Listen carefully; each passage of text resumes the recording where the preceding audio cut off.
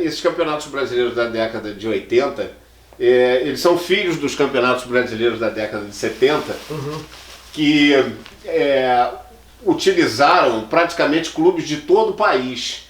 Tinha ano com 90 times, né? O que ocorreu ali no começo dos anos 70, mais precisamente em 1971, a CBF, na época era a CBD, Confederação Brasileira de Esportes, resolveu oficializar aquele campeonato como campeonato brasileiro. Porque já desde 67 que se jogava um campeonato com clubes que não fossem do Rio de São Paulo. Né? Primeiro Paraná, depois se juntaram os estados do Nordeste, o campeonato foi crescendo. Rio Grande do Sul, Minas Gerais, enfim, o campeonato foi crescendo. Mesmo. Então os campeonatos de 67, 68, 69, 70, que são chamados ou de Taça de Prata ou de Roberto Gomes Pedrosa, na minha opinião, já são campeonatos brasileiros e valem como tal.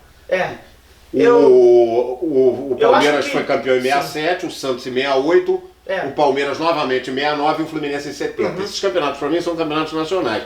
E o Campeonato Brasileiro de 71, que foi ganho pelo Atlético Mineiro... Eu só tentaria fazer uma coisa de unificar, assim, número de jogos semelhante. É difícil, Porque teve jogo campeonato com 6 jogos, né? E como a gente vivia um problema... E sem vários times. Então fica um negócio Campeonato de 79.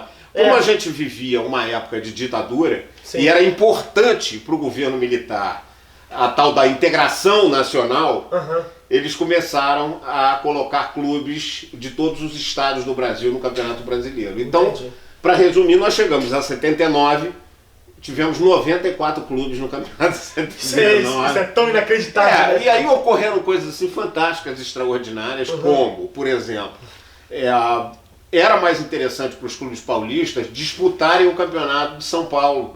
Era muito mais rentável, era muito mais concorrido. Para eles era muito mais interessante. Então, por exemplo, o Corinthians, o São Paulo e o Santos não disputaram o Campeonato Brasileiro de 79.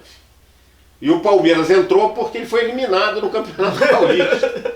Então o Palmeiras entra, quando o Internacional, que foi o campeão, já tinha disputado um punhado de jogos. Então o Internacional foi campeão com 23 jogos, o Palmeiras poderia ter sido campeão com 10. É um troço muito doido. Se você explicar isso na Europa, os caras vão ficar olhando pra tua cara e não vão entender o que você está falando. Mas funcionava assim.